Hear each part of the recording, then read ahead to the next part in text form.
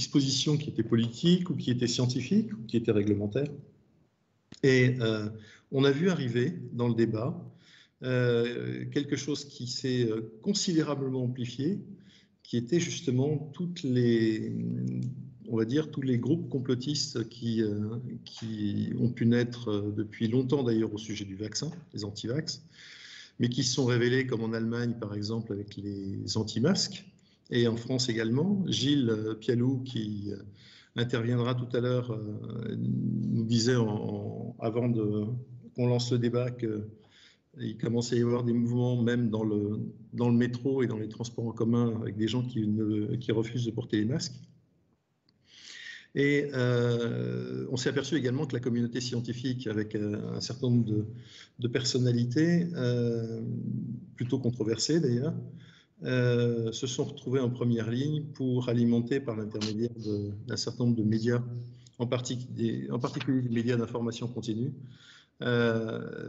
toute une panoplie d'argumentation qui venait de manière extrêmement violente quelquefois impacter la communication scientifique. Et donc, ces trois tables rondes, sur les anti-masques, sur les anti-vax et puis sur le complot scientifique, avec ces trois tables rondes, on va essayer de faire le point pour savoir également comment, non seulement comment appréhender la problématique, mais surtout essayer de trouver des éléments de réponse et peut-être des éléments d'action, si c'est possible, pour faire en sorte de contourner ces groupes qui sont extrêmement virulents, tout particulièrement sur les réseaux sociaux. Trois invités aujourd'hui que je vais me permettre de vous représenter. On a Gilles Pialou, qui est chef du service des maladies infectieuses à Thonon, à Paris. Antoine Bristiel, qui est professeur agrégé de sciences sociales et chercheur à Sciences Po Grenoble. Et Adel Mebarki, qui est directeur général de Cape Cod. Je vais passer tout de suite la parole à Adel parce qu'il nous a fait une présentation qui est tout à fait intéressante, justement sur un certain nombre de chiffres, de faits constatés. Adel, en créant Cape Cod, en fin de compte, nous a doté de quelque chose qui est tout à fait intéressant, c'est-à-dire un outil d'analyse extrêmement précis des tendances et des faits qui se passent sur Internet. Adel, je te passe la parole tout de suite. Merci beaucoup Olivier, bonjour à tous, merci pour cette invitation. Alors je vais essayer de contextualiser rapidement, je vais essayer d'aller très vite, notamment pour vous donner une vue d'ensemble sur ce qu'on peut, en tout cas à ce stade, trouver sur les réseaux sociaux vis-à-vis du sujet qui nous intéresse ce matin. Alors je vais faire une petite introduction sur ce que nous faisons. Alors nous on est spécialisé en analyse médicale des réseaux sociaux, donc ça correspond à une volonté de prendre en compte la voix du patient, de mieux comprendre les réorganisations sanitaires vis-à-vis de crises, typiquement dans le cadre de la pandémie Covid-19. Et on a beaucoup travaillé depuis la première vague sur la pandémie Covid-19 selon trois axes. Un premier axe autour du patient, donc notamment autour de l'impact de l'épidémie vis-à-vis de sa prise en charge, le renoncement aux soins, les difficultés de prise de rendez-vous, les difficultés de prise en charge. Un deuxième axe plus sur l'acceptabilité des politiques sanitaires, notamment avec le port du masque, le confinement. Et on a fait pas mal de comparaisons par pays, notamment entre l'acceptabilité en France des mesures de confinement en comparaison avec les mesures de confinement en Chine. Et un troisième axe concernant la désinformation. Donc quand on regarde sur les réseaux sociaux autour des échanges Covid-19, on a un peu plus, et ça c'est des chiffres qui s'arrêtent en début octobre 2020, on a un peu moins de 40 millions de messages qui ont été échangés sur les différentes plateformes. Alors ces réseaux communautaires au sens large, donc ça inclut les forums, les blogs et autres réseaux sociaux, pour un peu plus de 3,6 millions d'internautes, en tout cas si on prend France, Royaume-Uni, Espagne et Belgique. Donc on a un premier constat très simple qui est que, comme vous pouvez le voir sur les courbes, les échanges autour de la pandémie sont beaucoup drivés par l'actualité et on va le voir aussi, ça sera beaucoup le cas pour les groupes anti-masques. Si on passe à la slide juste après, si on regarde dans un premier temps la désinformation, alors on a beaucoup travaillé notamment avec Sorbonne Université et sur l'identification de fake news.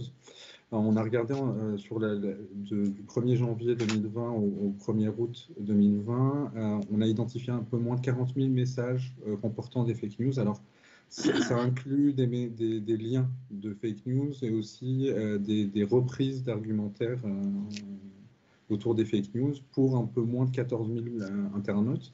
Ce qui est intéressant à ce stade, au-delà de ce que partagent les gens autour de ces fake news-là, c'est de voir qu'on a une certaine contagiosité de la fake news qu'on retrouve sur les réseaux sociaux. Donc, avec une première diffusion qui peut être assez virale et une diffusion qui est extrêmement rapide, notamment avec des reprises d'argumentaires issus de ces fake news-là. Si on regarde plus en détail les typologies de fake news qui ont été le plus partagées, donc on voit bien qu'une ultra-majorité, et je pense que c'est beaucoup dû à la première vague, ce qui sera beaucoup moins le cas, je pense, si on refait la même analyse ces dernières semaines, autour du professeur Raoult, notamment avec un premier axe qui est extrêmement important, qui est le positionnement du professeur Raoult face au Big Pharma. Donc cette idée que l'hydroxychloroquine serait un traitement peu cher, très efficace, en comparaison avec un lobby de l'industrie pharmaceutique qui irait vers un traitement beaucoup plus cher. Et quand on regarde de manière globale, on a globalement trois thématiques qui sont les plus reprises. On a la thématique, je dirais, Big Pharma, avec tout ce qui est conflit d'intérêts, alors avec une notion floue entre la différence entre un lien d'intérêt et un conflit d'intérêt. Très souvent, c'est simplifié, et d'un lien d'intérêt, on en déduit un conflit d'intérêt majeur. Une deuxième partie plus autour du vaccin, donc sa potentielle création, notamment liée à l'Institut Pasteur ou au laboratoire P4 à Wuhan, et aussi un dernier thème, alors ça ne s'affiche pas dans la slide, mais notamment un lien direct avec le Mediator, avec ces scandales sanitaires autour de l'industrie et du système de santé, qui font qu'on a une défiance assez naturelle vis-à-vis du gouvernement, en tout cas pour cette partie de la population.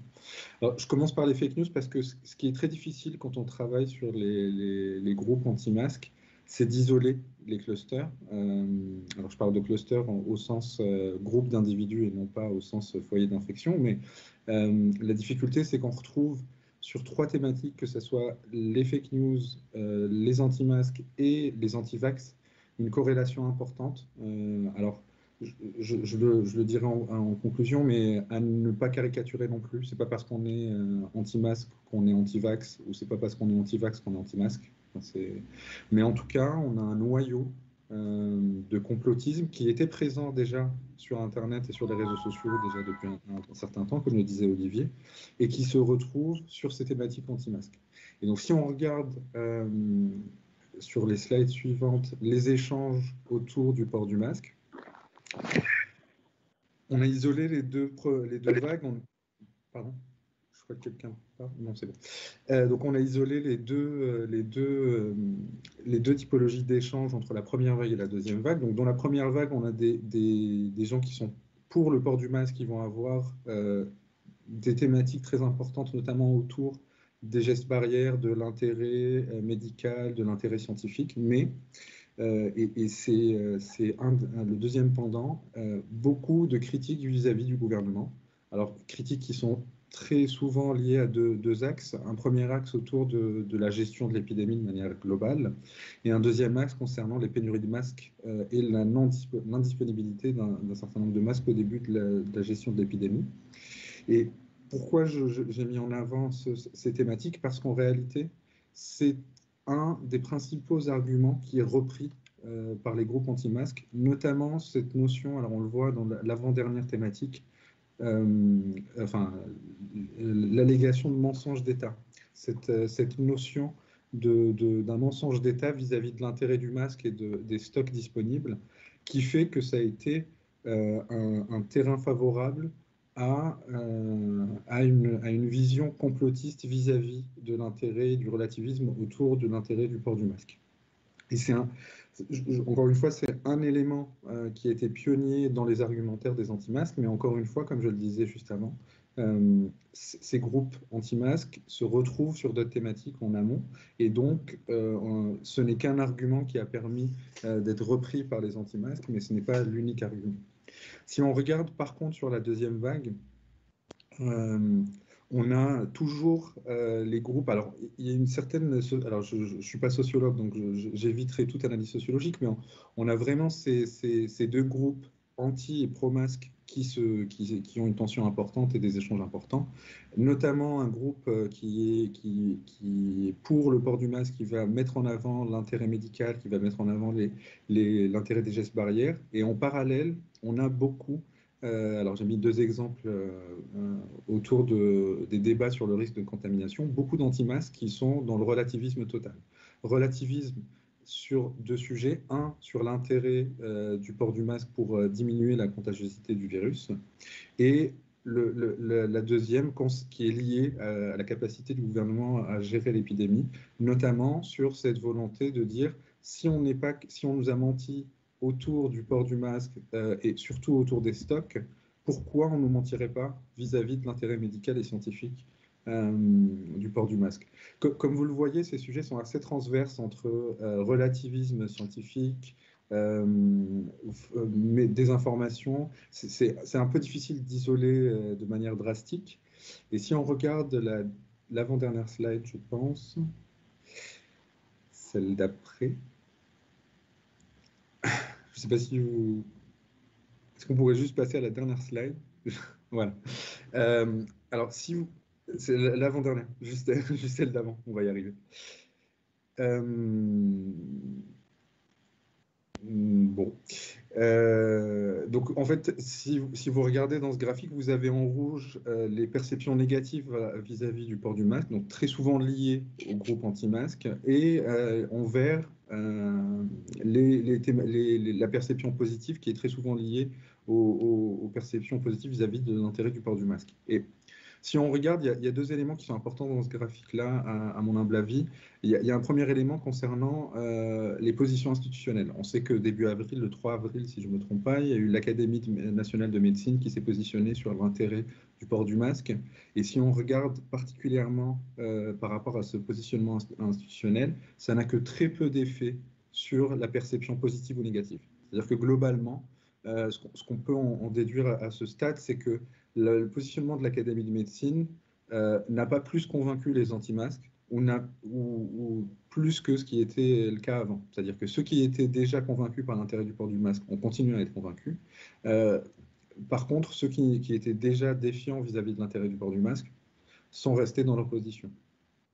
De même, il y a un deuxième élément qui est intéressant, c'est de voir que l'évolution de l'épidémie va avoir un impact sur les échanges autour du port du masque. Notamment, je prends l'exemple de fin août, début septembre, qui va nous amener 3 semaines plus tard à la fermeture des bars et restaurants à Aix-Marseille. On voit bien que la première flambée des chiffres va alimenter les groupes anti-masques sur la démonstration, alors très peu scientifique, mais en tout cas la démonstration vis-à-vis du non-intérêt du port du masque et son inefficacité vis-à-vis de la gestion de l'épidémie. Et puis, un dernier élément, si on regarde les phases de déconfinement et de reconfinement, c'est beaucoup plus les annonces de reconfinement qui vont impacter les échanges autour du port du masque, avec notamment une diminution drastique, avec un argumentaire très simple qui est si on doit reconfiner, alors que l'extrême majorité des Français a respecté le port du masque, c'est que le port du masque n'a pas d'intérêt dans la gestion de l'épidémie. Donc, tout ça pour dire, et si je peux terminer en synthèse rapidement et laisser la parole aux deux autres intervenants, on a un lien fort entre les critiques vis-à-vis des gouvernements et les positions anti-masques. Alors, ce n'est pas nouveau, hein, la défiance vis-à-vis du gouvernement n'a pas existé à partir du moment où il y a eu ces difficultés vis-à-vis de la gestion des masques au tout début de l'épidémie, mais en tout cas, elle a été alimentée par ces éléments. Il y a un filigrane important durant tous les échanges des groupes anti-masques, c'est cette remise en question perpétuelle du caractère protecteur des masques.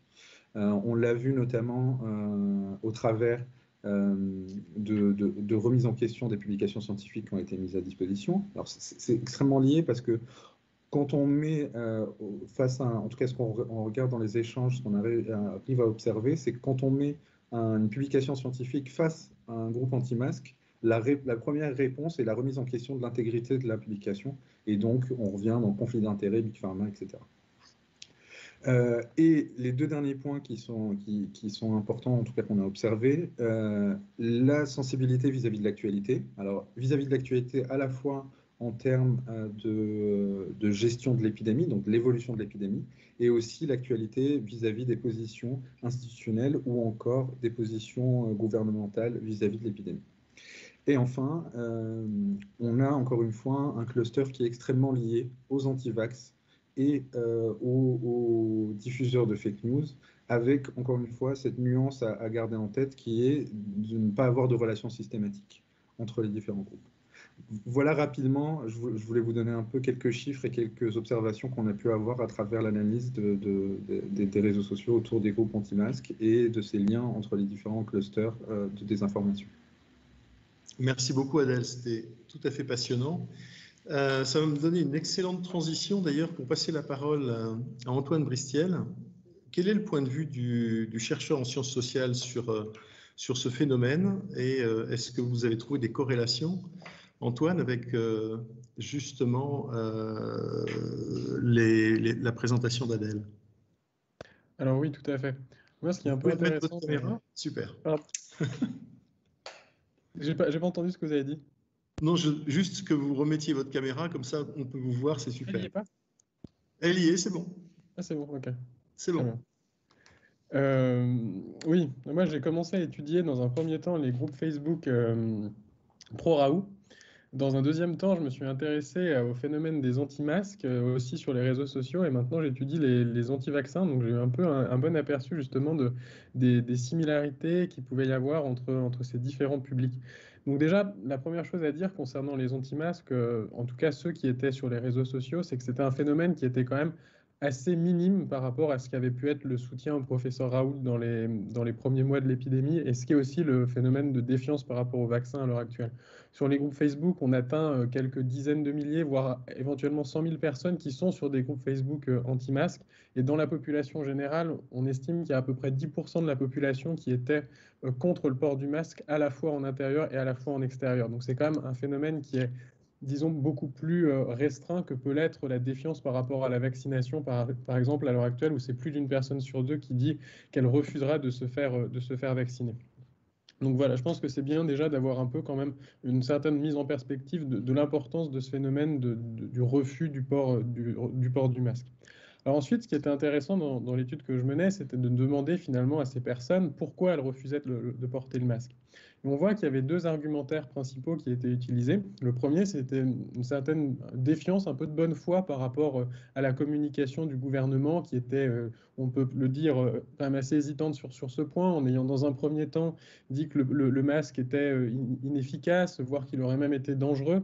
Donc les personnes ne comprenaient pas pourquoi dans un premier temps on leur disait ça, puis après on leur imposait le port du masque. Mais on se rendait compte que assez rapidement, cette défiance, un peu de bonne foi par rapport à l'argumentaire du gouvernement, pouvait vite sombrer dans un argumentaire assez complotiste en disant oui, mais de toute façon, le gouvernement nous ment, le masque, c'est juste pour essayer de tester la servilité de la population dans le but d'instaurer un nouvel ordre mondial dans lequel les citoyens seraient totalement privés de liberté.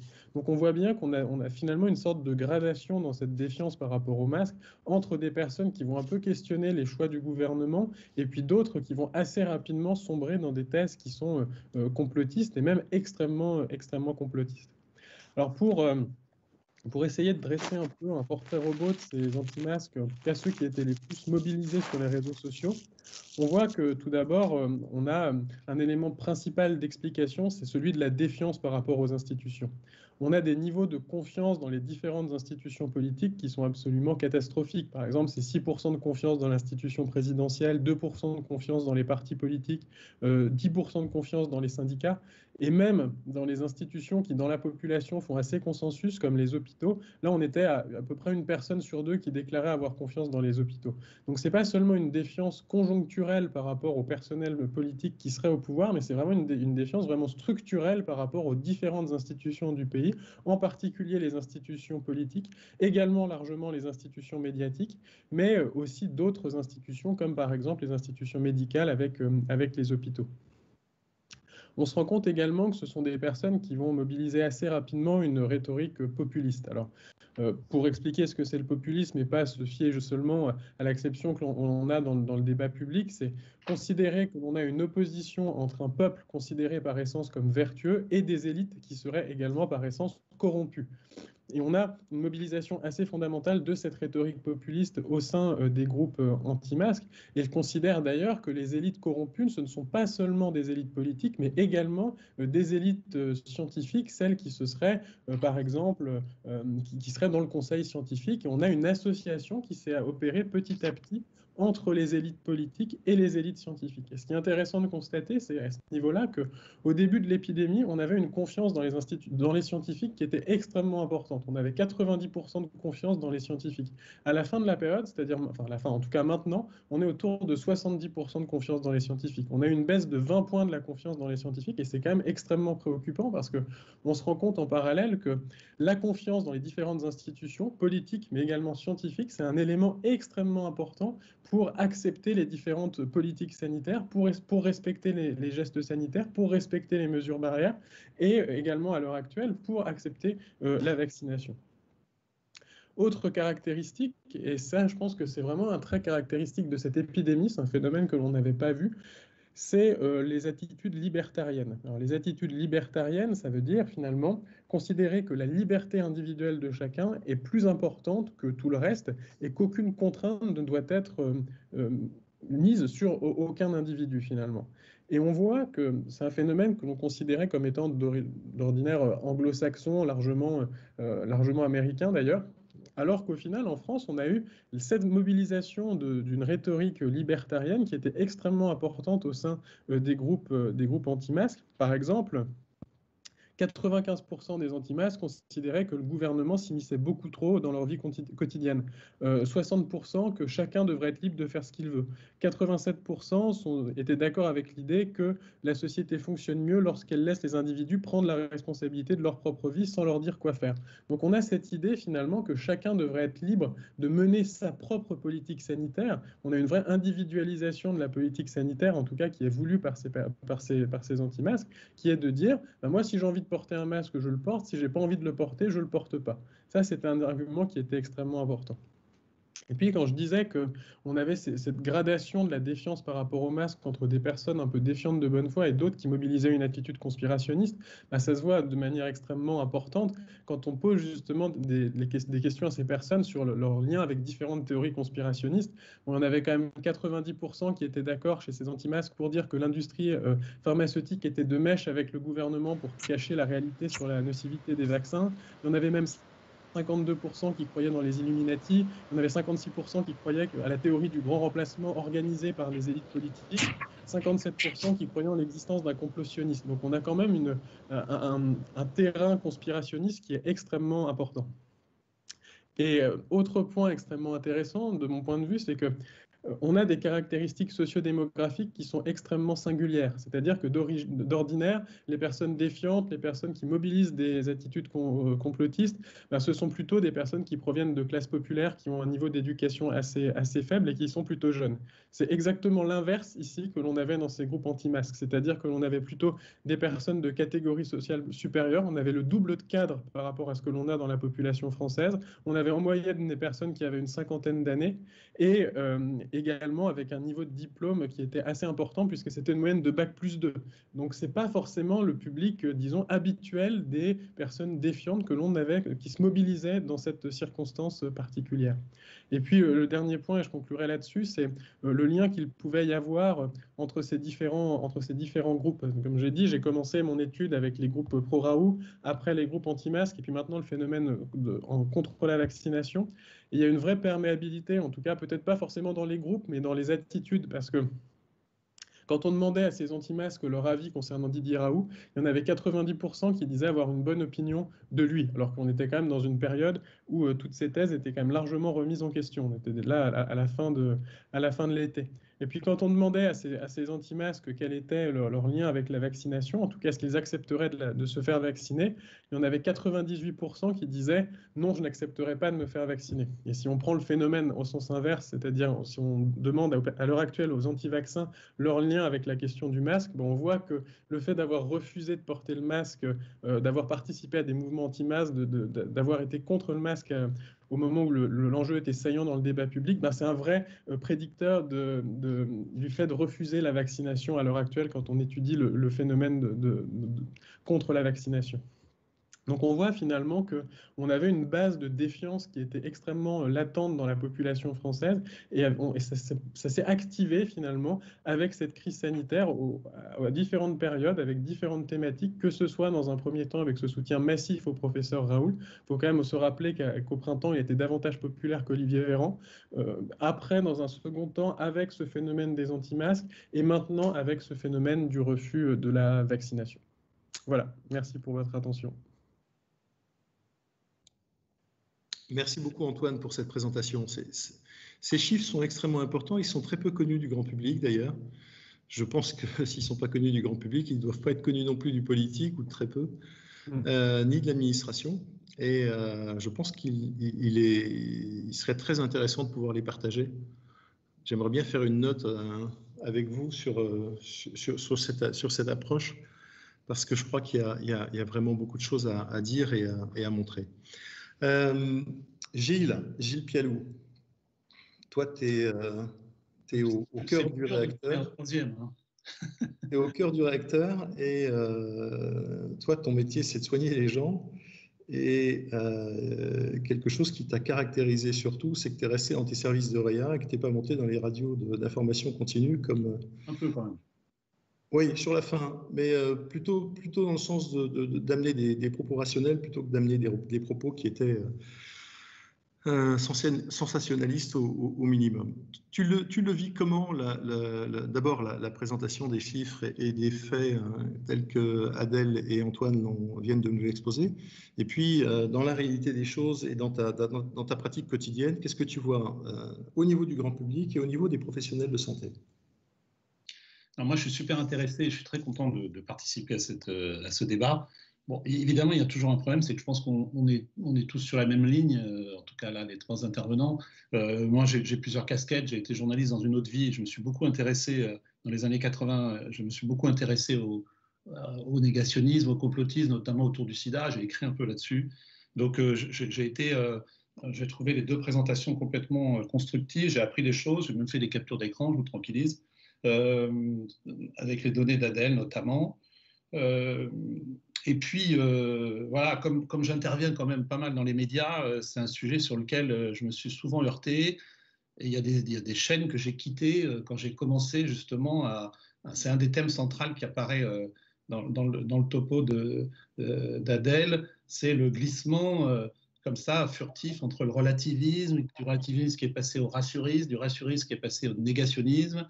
Et là, on est devenu, que ce soit sur les masques, que ce soit maintenant sur les vaccins, que ce soit sur la deuxième vague, que ce soit sur l'hydroxychloroquine. Et je ferai 2 ou 3 remarques avant de positionner un peu où je me situe. C'est que... non, je vais commencer déjà par ce que je voulais dire. Je pense que l'entrée anti-masque est compliquée, comme ça a été dit, parce qu'à la fois, elle est interconnectée avec les autres systèmes, notamment vis-à-vis de la deuxième vague, ce qu'on oublie, vis-à-vis du non-effet du confinement, vis-à-vis, effectivement, en fait, pour faire court, on retrouve beaucoup de pro-hydroxychloroquine qui sont devenus négationnistes de la deuxième vague, de l'effet du confinement, anti-vaccin, anti-masque. Là, c'est assez simple. Après, là où c'est compliqué, c'est quand c'est diffluent, si je puis dire, est-ce qu'il y a des gens qui sont spécifiquement anti-masque. Et j'y vois plusieurs entrées. La première entrée, évidemment, elle est culturelle, on l'oublie toujours, mais on est parti de zéro sur cette culture du masque. Et bien avant la caricature politique dont on peut repasser les best-of de Sibeth Ndiaye, malheureusement pour elle, sur le discours sur le masque pendant la première vague, qui a effectivement été constitutif, ça a été dit par les deux intervenants, constitutif d'une politique qui a été vécue à la fois comme un mensonge d'État, comme une gestion qui était présentée comme une gestion technique du masque, alors que c'était juste une gestion de l'impéritie et de la pénurie de masques.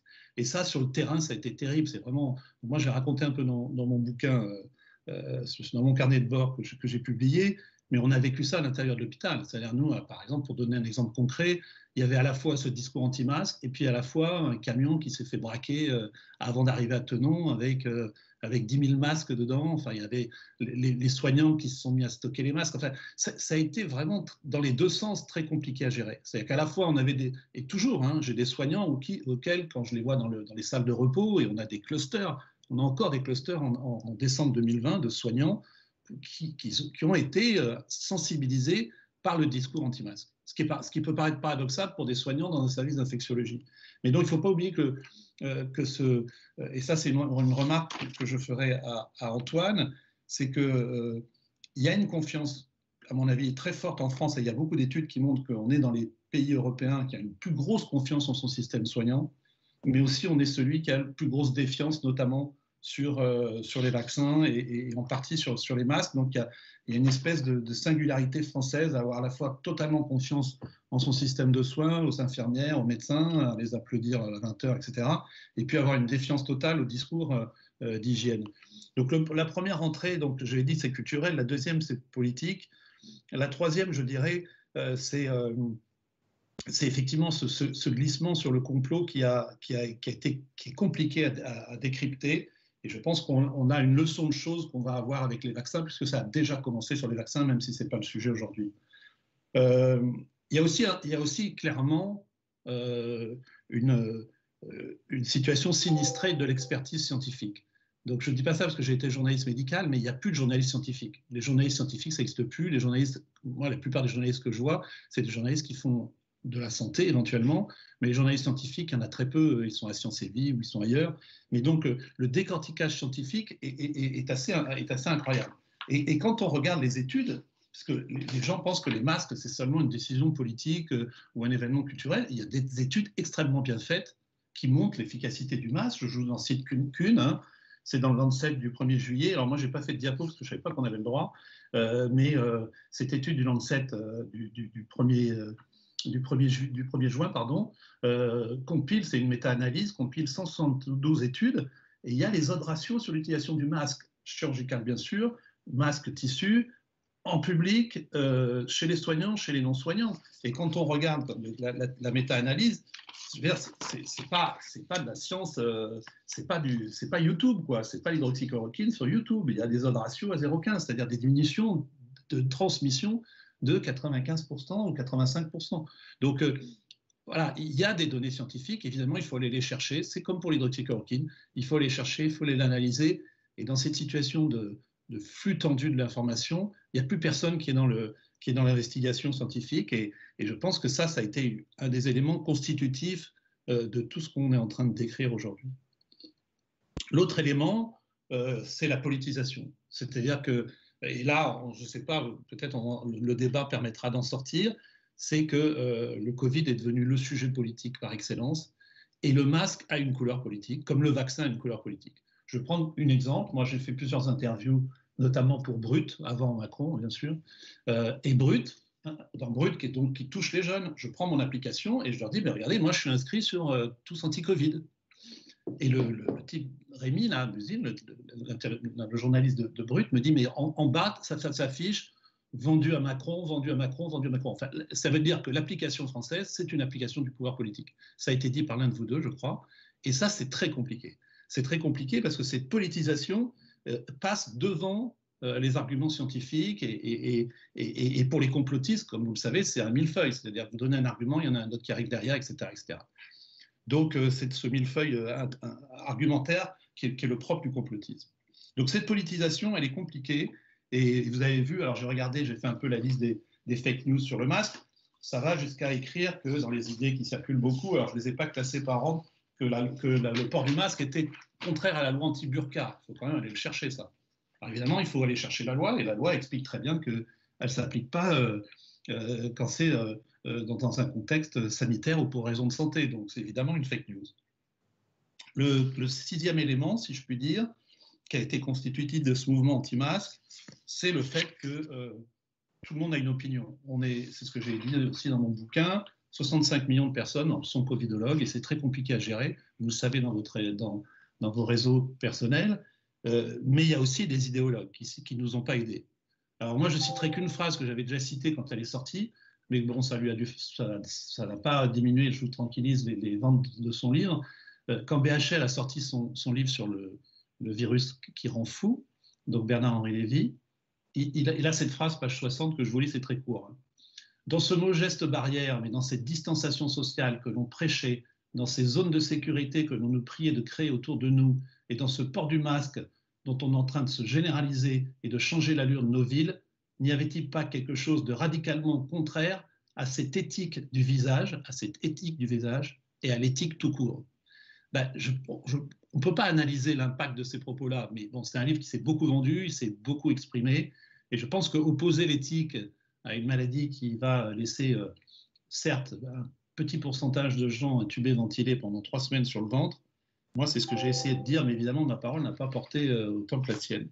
Donc, effectivement, il y a des idéologues. Alors après, je ne vous parle pas de ceux qui ont vrillé et des chroniqueurs qu'on ne citera pas ici et qui sont venus eux-mêmes des organisations complotistes, et on a plusieurs émissions sur CNews, sur Sud Radio.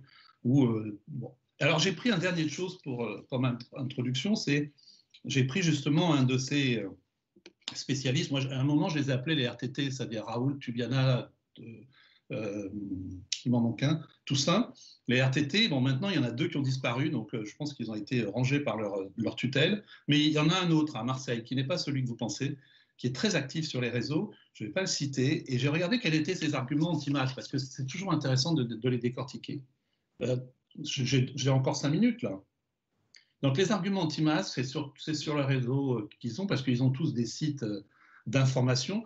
Je rappelle d'ailleurs au hasard, puisque ça a été cité tout à l'heure, que sur la plupart des sites d'information, entre guillemets, complotistes sur le Covid, il y a en haut et à droite un petit moteur de recherche sur les conflits d'intérêts. C'est-à-dire que vous tapez n'importe quel nom, Pialou, et vous avez des sommes qui sont d'ailleurs en général complètement fausses, parce qu'elles sont non datées et qu'elles incluent, enfin bon, je ne vais pas rentrer dans ce détail, mais le conflit d'intérêts est opposé aux arguments qu'on est en train de discuter. Et cet argumentaire anti-masque, il est très intéressant parce que à chaque fois, et c'est ça part d'une donnée qui est discutée pour en faire une certitude. Je prends un exemple.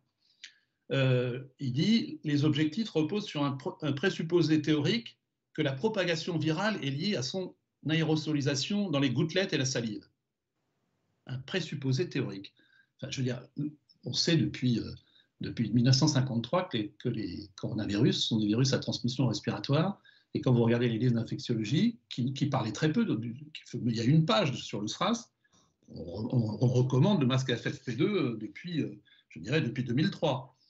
Et après, c'est là que le glissement se fait. Oui, le rationnel n'est là qu'une partie vraie, il existe une transmission manuportée. En fait, l'argument, c'est que parce qu'il existerait une transmission manuportée, ça annihilerait le fait que ça soit transmission essentiellement aéroportée. Ça, c'est très intéressant. Puis après, c'est vraiment des arguments, enfin, je ne vais pas tous les énumérer. L'utilisation d'un masque chirurgical ne protège pas alors que le masque FFP2 semble tout à fait efficace, ce qui est totalement faux. Il y a une graduation d'efficacité. Après, il y a l'histoire des gouttelettes, les mailles du masque qui laisseraient passer le virus. En fait, il y a eu la même chose avec le préservatif. C'est le même concept. En fait, c'est juste qu'on oublie que le virus, ce n'est pas une particule virale qui circule entre les mailles. Il faut qu'il y ait effectivement les gouttelettes. Enfin, voilà. Je ne peux pas vous faire tous les éléments, mais ils sont encore assez sévères. Et cette personne-là a fait quand même des manifestations récemment dans l'IHU de Marseille, appelant à la désobéissance civile, aux gens, à ce qu'on enlève les masques, et en expliquant que, en ce qui concerne les enfants, et quand il prend les enfants grands, hein, y compris 10-12 ans, que c'était une toxicité systémique, démesurée par rapport à l'objectif. Donc le courant anti-masque, il n'est pas mort. On peut imaginer qu'il va, si par malheur on ne passait pas à une troisième vague, mais à un plateau, c'est-à-dire dans une circulation durable du virus, on va avoir à gérer ces épisodes critiques qui ont été très bien montés tout à l'heure par les pics d'informations qui circulent sur les réseaux sociaux. Il est possible qu'on ait à gérer ces informations dans le temps de manière virale. Et je voudrais rajouter un dernier point enfin. Je pense que désinformation n'est pas le bon mot. Je ne sais pas quel est le bon mot, mais ce n'est pas le bon mot. Parce que c'est des informations à décortiquer et à annihiler, mais des informations, on a l'impression de quelque chose de construit. C'est comme quand on dit complotiste, finalement, on réduit les personnes qui sont la cible, alors que les théories qui nourrissent le complotisme sont parmi les intellectuels, sont parmi les leaders d'opinion, sont parmi certains journalistes. Je pense à deux exemples. Le glissement qu'il y a entre lien d'intérêt et conflit d'intérêt, c'était dans une diapositive tout à l'heure comme étant un élément majeur. Eh ben, il n'y a pas besoin d'être complotiste pour faire ce glissement-là, et vous verrez que beaucoup d'intervenants, y compris des journalistes de gauche comme de droite, disent conflit d'intérêts et ne parlent pas des liens. Et puis, il y a un dernier point qui rejoint ce que je disais sur le journalisme scientifique, c'est que en dehors du masque, le débat est devenu très technique, il va le devenir de plus en plus, et qu'en France, on n'a pas beaucoup de culture de l'hygiène, on n'a pas beaucoup de culture de santé publique, et que donc il va falloir, et ça c'est le mot de la fin, enfin de ma fin pour moi, je pense qu'il va falloir augmenter notre niveau de pédagogie et de didactisme, et les masques est un exemple, mais probablement le plus simple. Voilà, j'espère que je n'ai pas été trop long. Non, Gilles, tu n'as pas été trop long. Merci beaucoup pour ce plaidoyer. Et on va pouvoir passer à la séance des questions-réponses. J'ai déjà une question parce qu'il y a Richard Villet Richard, tu nous entends? Oui, mais ton micro est en mute. Oui, je vous entends très bien. D'ailleurs, ce qui serait bien, c'est que tous ceux qui ne sont pas invités à parler puissent couper leur micro, si c'est possible. Ce serait beaucoup plus simple et ça permet d'avoir une meilleure qualité d'écoute et pas de bruit intempestif. Richard, quelque chose qui a dû t'interpeller, c'est cette défiance. Elle s'implique aux scientifiques. Tu es membre de l'Académie de médecine.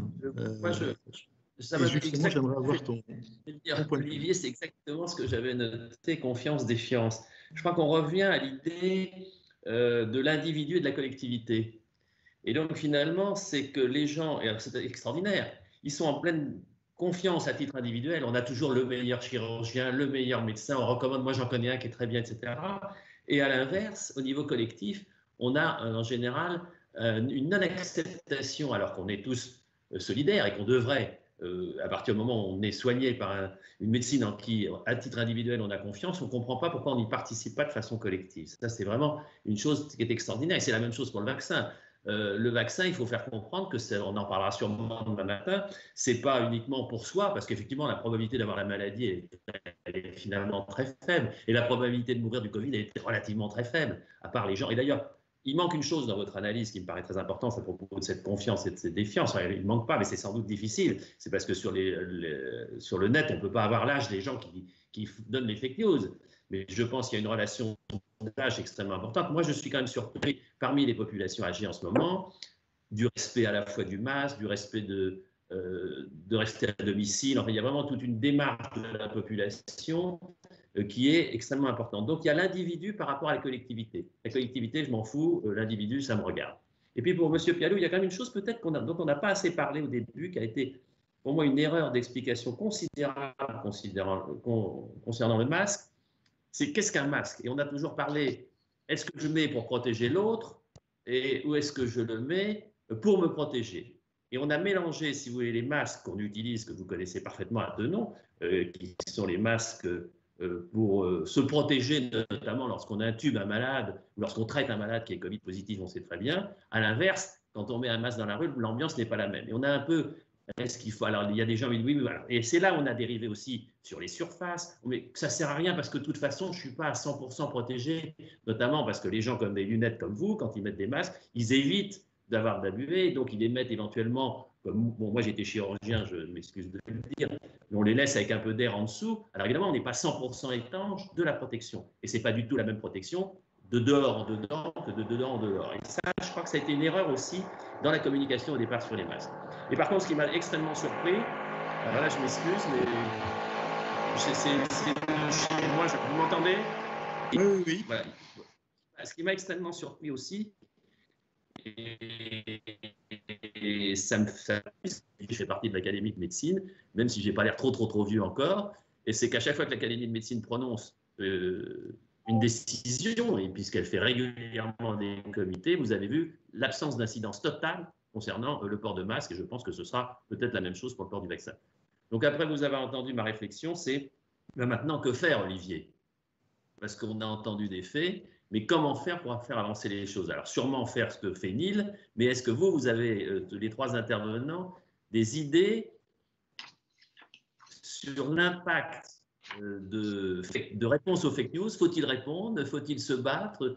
Et est-ce qu'il y a des réponses quand vous regardez les réseaux sociaux? Est-ce qu'il y a des gens qui disent mais arrête de nous, je quitte votre groupe? Est-ce qu'il y a, ou est-ce que finalement à l'inverse, c'est ce qu'on verra aussi demain matin, s'il y a 5% d'irréductibles, on s'en fout, laissons les 5% ou pas? Est-ce que ça risque de faire boule de neige? Voilà, parce qu'il y a quand même une chose qui m'a surpris. Et ce qui m'a fait beaucoup de peine, c'est que la confiance politique, on sait qu'on l'a plus. Vous êtes arrivé, vous avez dit un chiffre qui m'a surpris également, Olivier, je ne sais pas si vous l'avez tous entendu, c'est qu'on est maintenant à moins de 70% qui ont une confiance scientifique. Et c'est de la faute aux scientifiques. Et donc là, je crois, et je remercie Pialou d'avoir très bien dit qu'il n'a pas trop, et Olivier l'avoir rassuré en lui disant qu'il n'a pas trop été sur les réseaux, enfin les médias, disons, parce que la perte de confiance aux scientifiques, elle vient, je vous rappelle, regardez déjà le conflit Yves Lévy, Buzyn, vu à Wuhan, et le début même du phénomène, parce qu'on n'a pas parlé de ça ce matin, mais si on s'intéresse, je pense que c'est un peu banal de le dire, mais à la naissance du virus, c'est extraordinaire, alors qu'il y a vraiment, c'est fabuleux. Voilà mes commentaires à chaud sur ce que je viens d'entendre. Merci beaucoup Richard, parce que c'est toujours très intéressant. Adèle, tu voulais faire une réflexion par rapport à... Oui, en fait, je voulais rebondir sur un certain nombre d'éléments qui ont été dits. Alors, il y a un premier point concernant l'âge. Alors, je pense que de toute façon, et je pense que Antoine sera d'accord avec moi, mais il y a aussi un biais quand on analyse les réseaux sociaux, c'est qu'on n'est pas forcément représentatif de la population générale, et donc on n'a pas une représentativité accrue de toutes les classes d'âge. Toutefois, alors on peut prédire l'âge de la personne qui poste. On a notamment publié un algorithme qui permet de prédire en partant de la manière dont vous rédigez votre message. Donc on y arrive avec une erreur de l'ordre de 3 ans à peu près. Donc on parle plus de classe d'âge que d'un âge précis pour éviter tout bruit statistique. Il y a deux éléments qui sont importants. C'est ce qu'on observe, c'est beaucoup de réponses, des tentatives de déconstruction. Mais je reprends ce que disait Dr Pialou. C'est un millefeuille, c'est-à-dire que d'un argument déconstruit, on repart sur un deuxième argument, on repart sur un deuxième argument déconstruit, etc. La difficulté, c'est que c'est un peu comme les anti-vaccins. On retrouve, je trouve que la dichotomie qu'on a dans la vaccination entre les anti, les pros et les hésitants, je trouve que cette dichotomie est assez intéressante, notamment dans les anti-masques, parce qu'en réalité, on n'a pas vraiment deux groupes distincts, anti versus pro, mais on a aussi toute une partie de personnes qui, à force de voir des contenus allant contre l'intérêt du port du masque, on arrive à douter. Et à mon humble avis, alors encore une fois, je ne suis pas sociologue, donc je ne substituerai pas à cette discipline, mais à mon avis, si on veut être efficace vis-à-vis de la gestion de ce type de problématique, il faut vraiment focaliser sur cette population. Parce que globalement, ce qu'on a vu quand on regarde la vaccination, et comme Antoine, on travaille beaucoup en ce moment sur la vaccination, Si on regarde la dichotomie pro-anti et hésitant entre l'an dernier et cette année, on voit un glissement des pro-vax vers de l'hésitation vaccinale. Par contre, les anti-vax il y a un an sont toujours anti-vax cette année. Enfin, ça a très peu. Donc, à mon humble avis, si on devait focaliser sur un groupe d'individus pour endiguer ce phénomène, c'est plutôt sur les hésitants, ceux qui ont des questionnements auxquels on n'arrive pas à y répondre, non pas parce que la science n'y répond pas, mais parce qu'on n'arrive pas à faire passer le message en occultant en fait ce que vous disiez hein, sur la défiance vis-à-vis des scientifiques, le conflit d'intérêts, les liens d'intérêts, etc. Donc c'est des premiers éléments de réponse, mais à mon avis, il y a cette notion d'hésitation qui est extrêmement importante et qui est différente des anti-masques de manière à proprement parler. Gilles, tu voulais intervenir. Et puis Oui, après, je passe la parole à Yves Charpak. Je voulais revenir sur le millefeuille. Alors, c'est très intéressant cette histoire d'anti-masque parce que, en fait, ce n'est pas le Covid qui va enfoncer le clou, c'est toutes les autres pathologies. C'est-à-dire que, je dis ça parce que vous aurez toujours quelqu'un qui ne comprendra rien à ce qu'on lui dit. Mais si on regarde les données de Santé publique France actuellement, et elles sont pas encore agrégées, évidemment, on est en plein hiver.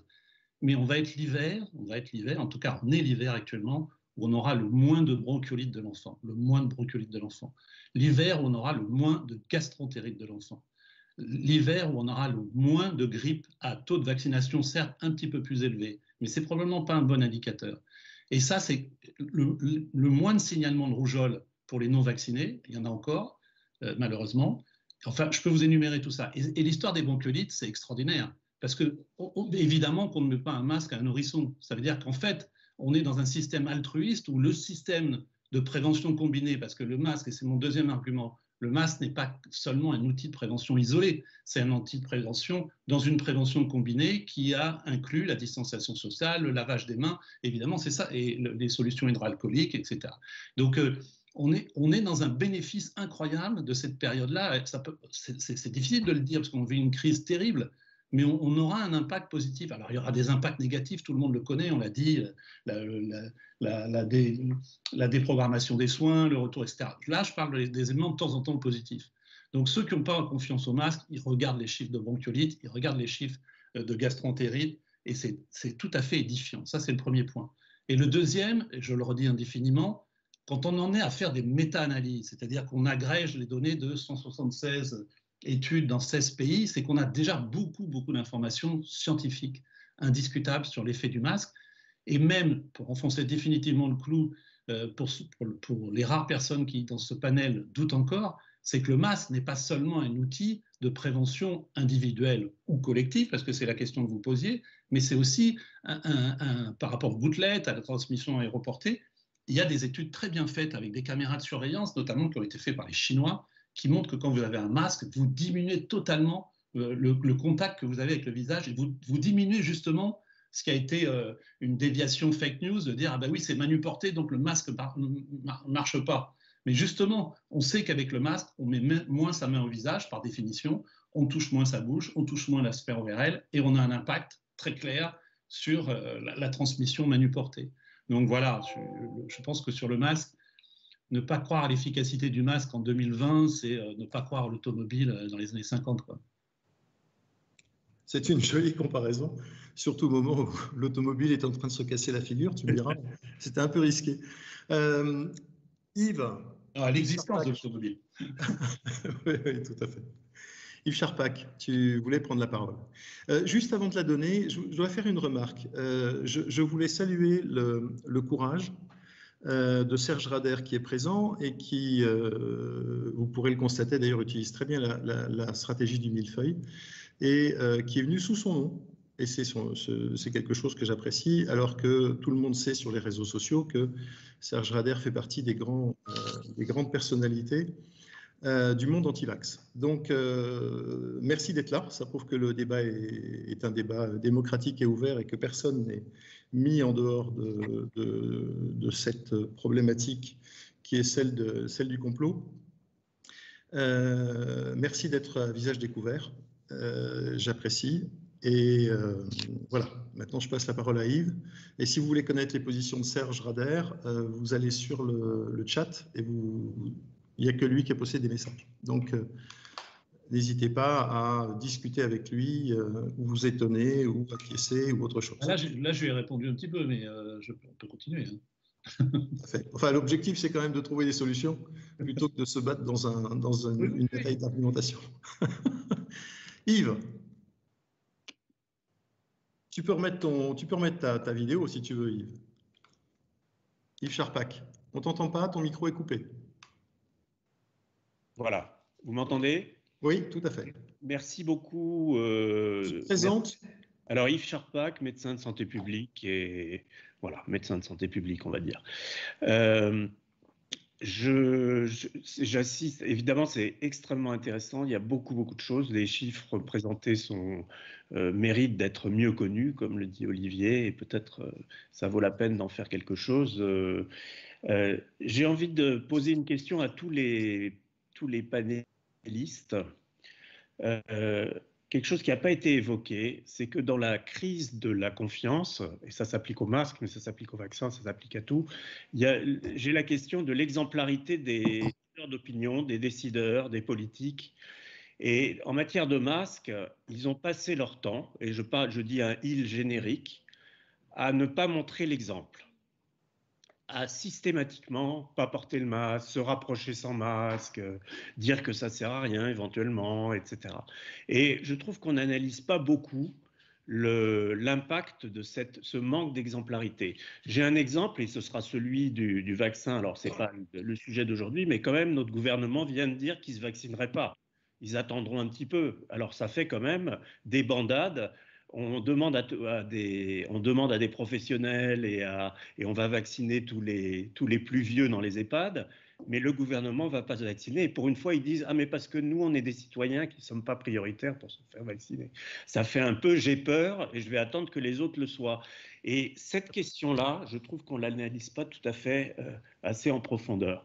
Et puis j'ai un deuxième point qui est celui de l'esprit scientifique et l'esprit des sciences, la littératie en sciences de la société, parce que ça a été évoqué par Gilles Pialou, mais pour les journalistes, mais notre société en général, y compris ses décideurs en général, n'ont pas d'exposition à ce que c'est que la production d'une connaissance scientifique. Ils ne savent pas comment on fait.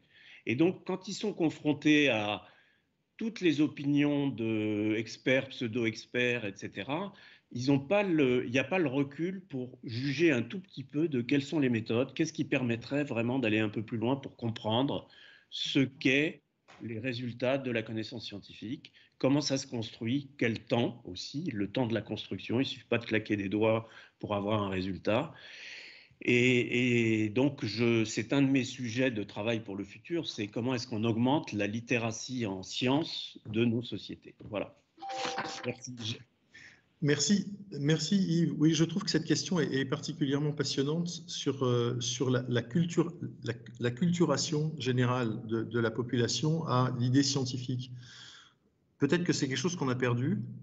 Je suis très étonné d'avoir vu, par exemple, les chiffres sur le classement des élèves en mathématiques français par rapport à tous les pays de l'OCDE, et m'apercevoir que la France est le dernier pays en ce qui concerne la connaissance des mathématiques pour les élèves, alors qu'on est quand même le pays traditionnel à l'époque avec les Russes sur les prix Nobel de mathématiques. On était un pays qui était très féru de mathématiques et on a l'impression qu'il y a quelque chose qui s'est un peu délité, et donc que cette pensée scientifique dans laquelle on a été baigné peut-être dans les années après-guerre, quand je dis après-guerre, ça me fait peur parce que c'était la Deuxième Guerre mondiale, mais la pensée scientifique a été développée à ce moment-là. Je pense qu'elle a été perdue, ou du moins elle s'est profondément affadie. Béatrice Noëllec, si tu veux te présenter et poser ta question, c'est avec grand plaisir. Oui, bonjour Olivier. Bonjour à toutes et à tous. Donc Béatrice Noëllec, moi je m'occupe des relations institutionnelles à la FHP. C'était très intéressant ce qui a été dit effectivement. Moi, ce qui m'interroge, effectivement, au-delà des postures extrêmement cristallisées d'un petit nombre bien identifié, c'est effectivement ce que vous qualifiez tout à l'heure des hésitants. Et finalement, de l'analyse des ressorts psychologiques de ces hésitants.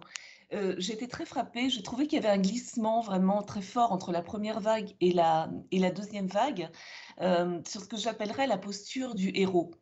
Dans la première vague, finalement, mettre un masque et respecter les gestes barrières était investi de quelque chose d'extrêmement positif, voire noble.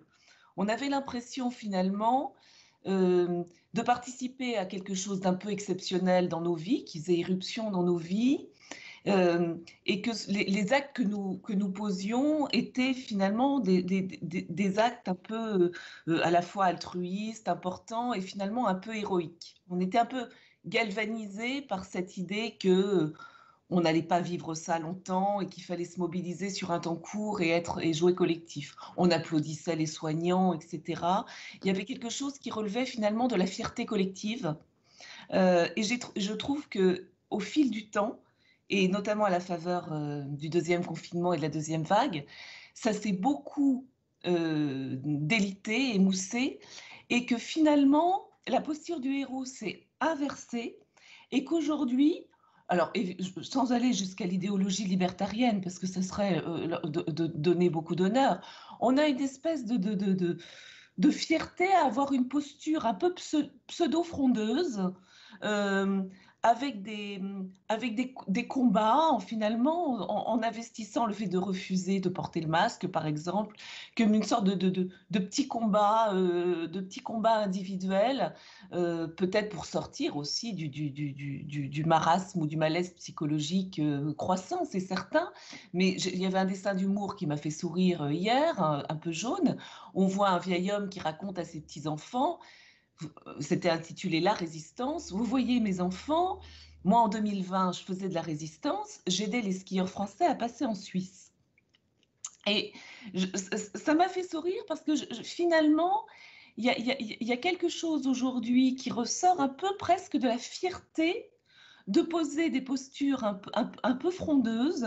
Et je pense qu'il faut analyser ça, essayer de trouver, y compris, on en parlera demain, mais sur les vaccins, des ressorts pour effectivement redonner de la fierté aux gens de poser certains actes. De la fierté, alors ça peut être, parfois ça peut être l'humour, ça peut être, voilà, mais je trouve que le discours public a failli dans ça prospère évidemment sur tout le terreau de défiance que vous avez très très bien analysé. Mais on parle peut-être aux gens d'une manière peu adéquate et infantilisante qui finalement ne les rétablit pas dans la fierté de poser certains actes qui étaient très fortes, j'ai trouvé, à la première vague. Et ce glissement n'est pas de bon augure, il me semble, notamment pour les campagnes vaccinales à venir. Voilà ce que je voulais dire un peu en réaction à vos propos qui étaient extrêmement éclairants. Merci beaucoup Béatrice, j'étais toujours resté en mute. Adèle et ensuite Antoine. Il y a un premier élément, je n'ai pas rebondi tout à l'heure sur ce que vous disiez, Monsieur Charpak, mais un des éléments qui avait été dit juste avant, c'est que j'aurais jamais pensé que l'école des hautes études de santé publique avait formé autant de gens sur les réseaux sociaux. On a vu un phénomène d'augmentation exponentielle du nombre d'épidémiologistes présumés sur les réseaux sociaux, avec des analyses extrêmement bancales vis-à-vis des publications scientifiques, et ça rejoint en fait le manque de recul scientifique et de capacité analytique par rapport aux publications scientifiques. On l'a retrouvé beaucoup, notamment dans les volontés d'argumentaire des anti-masques vis-à-vis de certaines études. Et pour répondre aux notions d'exemplarité, on a deux éléments. C'est-à-dire qu'en effet, alors, sans avoir de connotation politique, loin de là, mais en effet, il y a eu un manque d'exemplarité au niveau des décideurs, et ça se retrouve dans les échanges des réseaux sociaux. Je pense notamment à notre ancien ministre de l'Intérieur, Christophe Castaner, qui avait fait notamment une inauguration où ils avaient pris une photo et l'ensemble des personnes sur la photo étaient sans masque. C'est un des éléments qui a été beaucoup repris à cette période-là, en disant si eux ne mettent pas le masque, ça prouve bien qu'on n'en a pas besoin et que c'est un mensonge, etc. Donc il y a cette notion d'exemplarité. Le deuxième élément qui est un peu lié, c'est la communication politique, et je rejoins la notion d'infantilisation. Alors, encore une fois, je suis critique tout en ne voulant absolument pas être à leur place, mais la difficulté de la communication politique, quand on est dans une phase de connaissance et de découverte d'une pathologie et d'une épidémie comme la Covid-19, c'est au tout début une communication de certitude, là où on avait énormément d'incertitudes médicales et scientifiques. Je pense notamment, comme le disait Dr Pialou, sur le porte-parole du gouvernement, avec les masques n'ont pas d'intérêt, et 3 semaines plus tard, une obligation de port du masque. Ces éléments ont participé à la défiance. Alors, encore une fois, je pense qu'il y a un élément qu'on n'a pas... Alors, j'ai essayé de présenter quelques exemples de ce qu'on a fait, mais nos études vont un peu plus loin. Un élément que je n'ai pas mis en avant dans la présentation, c'est le lien idéologique. Et ça rejoint ce qui avait été dit avant, c'est on retrouve aussi cette défiance idéologique vis-à-vis d'une incapacité à être d'accord politiquement avec le gouvernement actuel. Et ça, c'est assez prégnant sur les réseaux sociaux. On le voit de manière assez claire. Et je terminerai sur ce point avant de laisser Antoine réagir, mais sur le point des biais des hésitants, entre guillemets, on arrive à ce stade, en tout cas, nous, à isoler les motifs d'hésitation. C'est-à-dire pourquoi j'ai un doute vis-à-vis du masque, pourquoi j'ai un doute vis-à-vis de la vaccination, etc. La question à laquelle je n'ai pas de réponse à mon niveau, c'est, une fois qu'on a ces motifs d'hésitation, quelle est la communication la plus impactante? Comment on amène le message vers ces populations-là, de sorte à endiguer le phénomène? Ça, je n'ai pas l'élément de réponse, mais ce qui est sûr, c'est qu'aujourd'hui, on est apte à pouvoir recueillir les motifs d'hésitation dans le cadre des masques, mais aussi dans le cadre de la vaccination.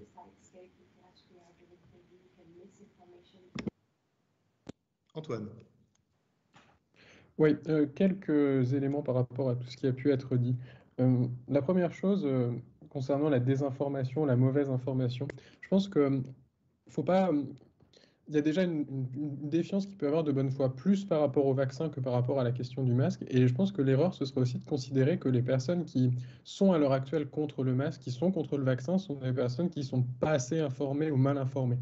Ce qu'on remarque, c'est qu'on a vraiment ce phénomène de bulle de filtre, notamment sur les réseaux sociaux, qui fait que ce sont des personnes qui vont être de base extrêmement défiantes par rapport au discours officiel, par rapport aux informations officielles, et qui vont sur des réseaux sociaux notamment trouver tout un argumentaire qui va conforter leur argument de base, qui est ce que me dit le gouvernement est faux.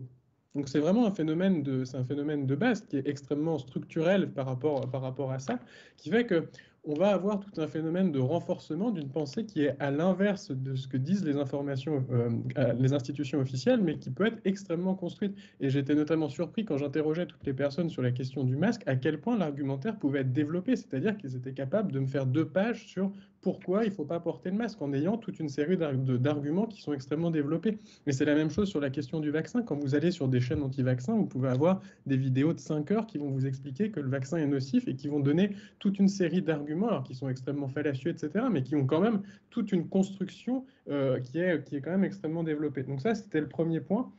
Sur la question également de l'effet des médias classiques dans toute cette baisse de la confiance envers les scientifiques, parce qu'effectivement, il y a une baisse de la confiance envers les scientifiques qui n'est pas seulement liée aux réseaux sociaux, mais qui est également liée à tout le brouhaha médiatique que l'on a pu avoir dans les chaînes d'infos en continu, qui constituait à inviter des personnes qui avaient des avis extrêmement différents les uns des autres. Alors c'est normal de pouvoir avoir des controverses scientifiques, mais comme le disait Gilles Pialou, à partir du moment où on a des données qui vont quand même prouver un phénomène, pourquoi continuer à inviter des personnes sur les réseaux sociaux, sur les médias, sur les plateaux de télé, qui ont des avis complètement différents?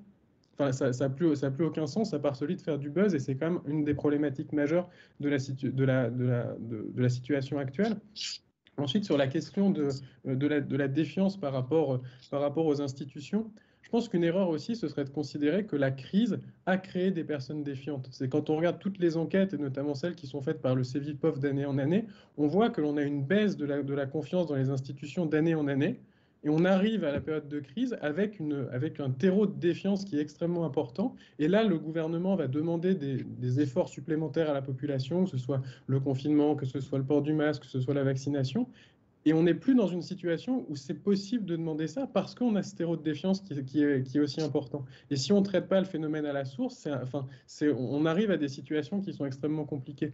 Et du coup, pour donner quelques pistes de plus optimistes sur la fin, comment faire pour avoir davantage d'assentiment à la politique sanitaire, etc. Je pense que vraiment la clé, c'est la question de la transparence notamment sur la question de la vaccination.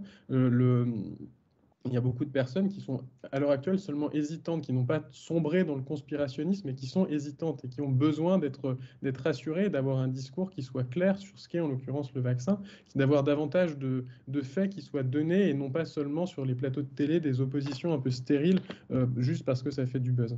Voilà. Je peux répondre? Vous voulez intervenir sur ça? En fait, contrairement à ce que dit Olivier, je suis passé beaucoup sur les plateaux de télé, peut-être moins que d'autres, mais j'ai deux souvenirs importants. Premièrement, je pense que là aussi, il y a une responsabilité des intervenants. Moi, j'ai fait 6 fois Bourdin, j'ai fait 6 fois C'est à vous.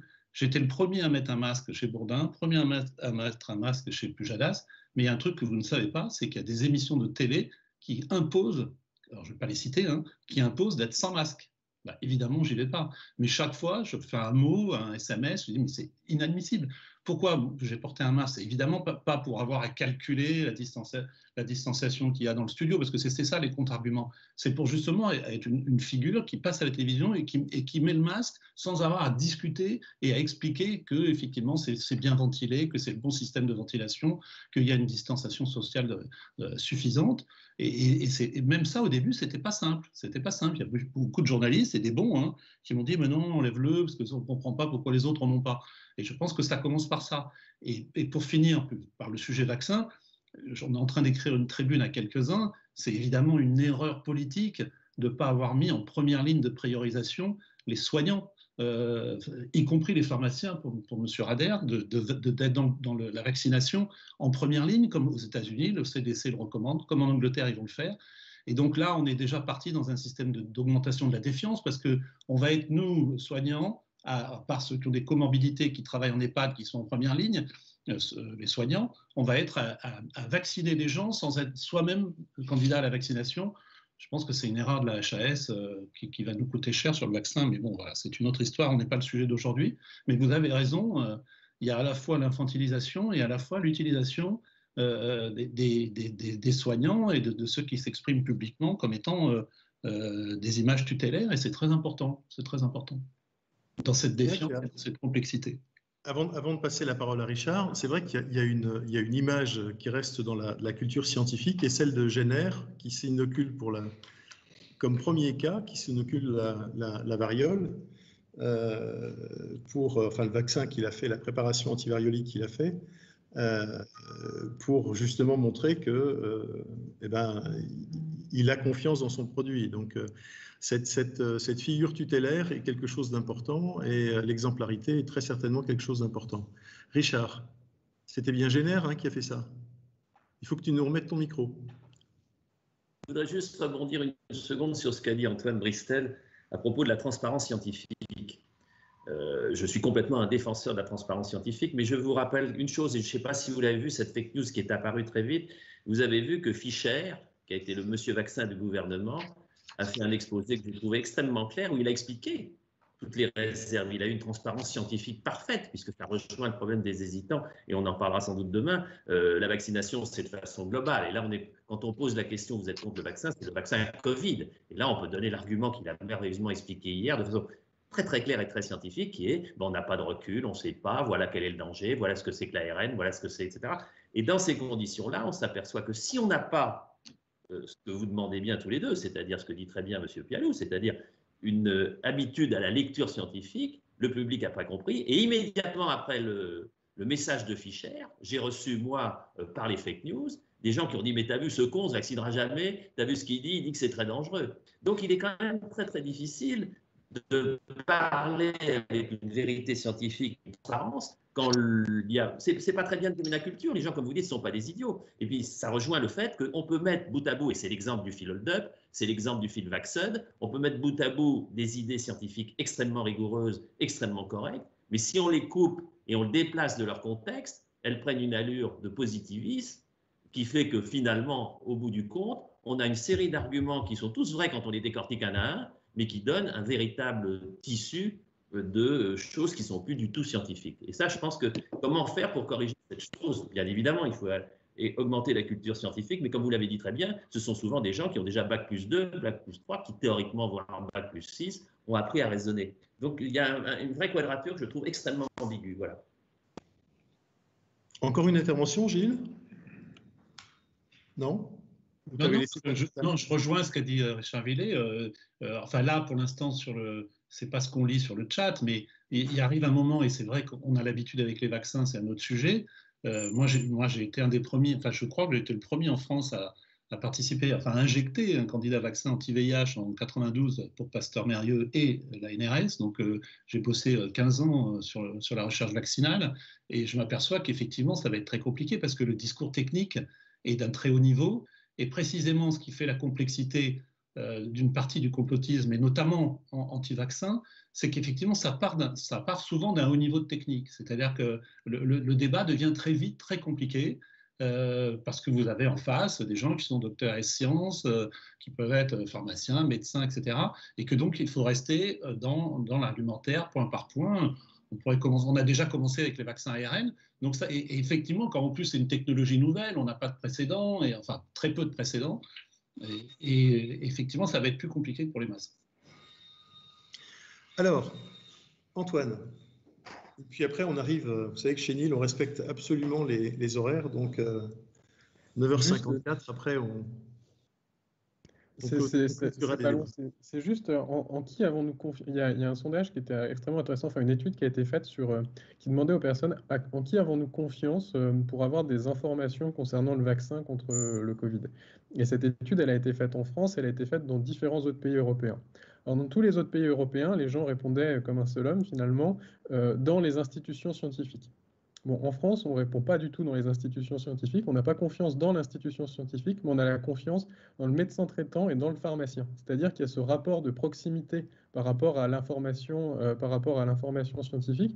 Et je pense que c'est un élément que le gouvernement doit prendre en compte dans la stratégie vaccinale, parce que c'est quelque chose qui est totalement différent entre le fait d'avoir confiance dans les grandes institutions médicales, ce qui n'est pas le cas en France, par rapport à une confiance de proximité dans le médecin de famille pour le sujet de la vaccination.